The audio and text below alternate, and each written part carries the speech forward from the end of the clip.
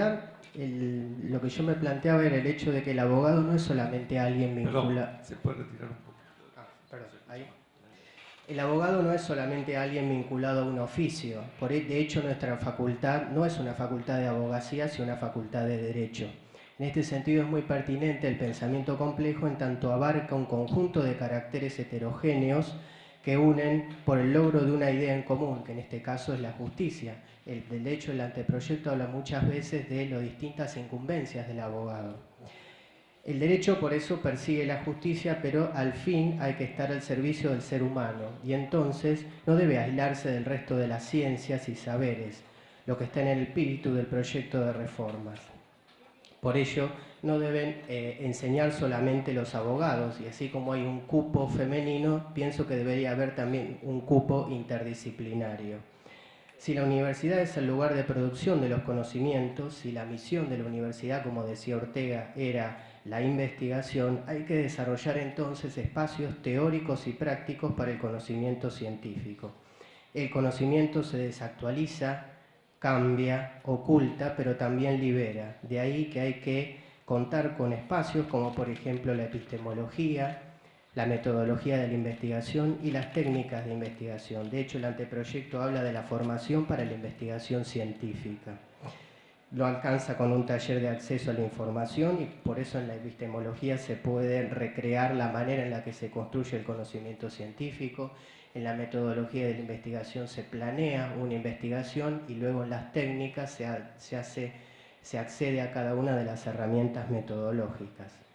Es importante, por ejemplo, contar con un derecho judicial como el que planteaba el filósofo argentino Carlos Cosio. ¿Por qué? Porque la judicatura es una de las incumbencias del futuro abogado, debe hacer su trabajo. Con respecto a la enseñanza, se podría incorporar los tres tipos de conocimientos que pueden adquirir los alumnos, como por ejemplo los conceptuales, los actitudinales y los procedimentales en todas las materias. Y de esta manera se podría obviar el problema de taller sí o taller no, porque la práctica atravesaría a cada una de las materias. De hecho, el anteproyecto habla de conseguir habilidades y destrezas y esa entiendo que podría ser una muy buena manera. Habría que incorporar, por ejemplo, la ética de la abogacía para pasar, por ejemplo, del carancho y del chiste fácil al profesional y al jurista. Y, ¿por qué no, también al científico, que es una de las incumbencias del título de abogado? La información es lo más importante antes que sumar materias, de ahí que la importancia de la teoría general del derecho y la documentación jurídica. Hay que formar cabezas, decía Michel de Montaigne, y no solamente llenarlas.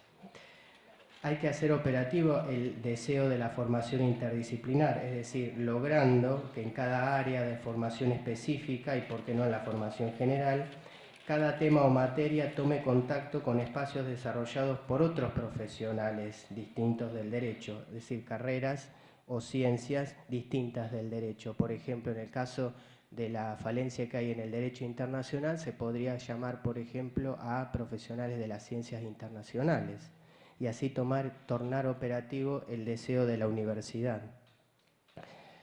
En lo que tiene que ver con el ciclo de teoría jurídica, yo creo que se mezcla sin un hilo conductor ni coherencia. Se hace referencia a un taller de investigación en derecho a interdisciplina, mezclándose competencias de fondo como el derecho de la salud, derecho de la educación, derecho y ética, con competencias procedimentales, que por cierto son muy buenas, como la estrategia, el diseño de proyectos de investigación, la investigación científica. Cabe preguntarse, por ejemplo, por qué se mezcla el derecho de la salud en el taller de investigación derecho a interdisciplina y no, por ejemplo, el derecho agrario o el derecho penal, por citar algún ejemplo. Se da la impresión de que la interdisciplina funciona como un lugar residual, donde no encajan los contenidos tradicionales como el derecho penal o el derecho civil. Además, la interdisciplina forma parte de uno de los contenidos de la formación científica y metodológica, indispensables para el alumno si el perfil del egresado apunta a su faz científica, incluso en nociones básicas que todo abogado debe tener, más allá de que se especialice en su formación como investigador. Pareciera que el redactor del anteproyecto asocia la novedad, como el derecho de la salud, con la ciencia, pero hay novedad en todas las ramas jurídicas.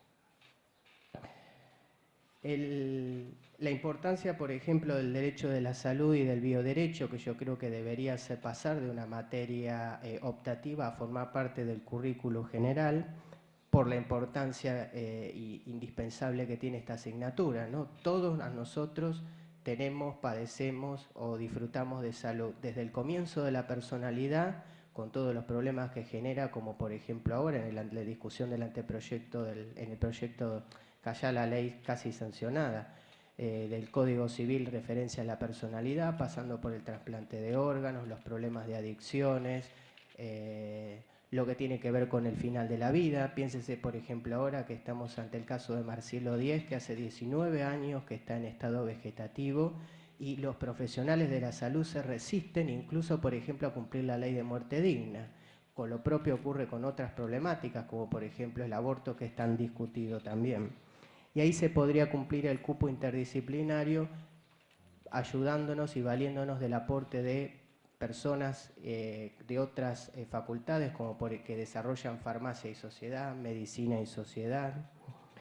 En este sentido, hay que pasar del abogado al profesional del derecho para ir luego del jurista al humanista, y pienso que este puede ser un buen desafío. Gracias. Muchas gracias, doctor.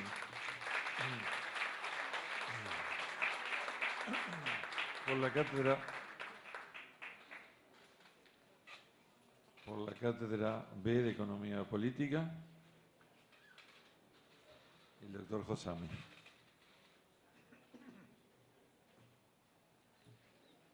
Buenos días, muchas gracias por esta participación. Esta opinión que ha sido elevada a las autoridades fue producto de participación, intercambio de ideas de los 7 que fuimos convocados a emitir opinión sobre el plan de estudio: el profesor Julio Gambina, titular, el profesor Aguirre Fernando, el profesor Sergio Arelovich, la doctora Mabel Brusman, la doctora Irene Guerrero, Hugo Holguín y quien les habla,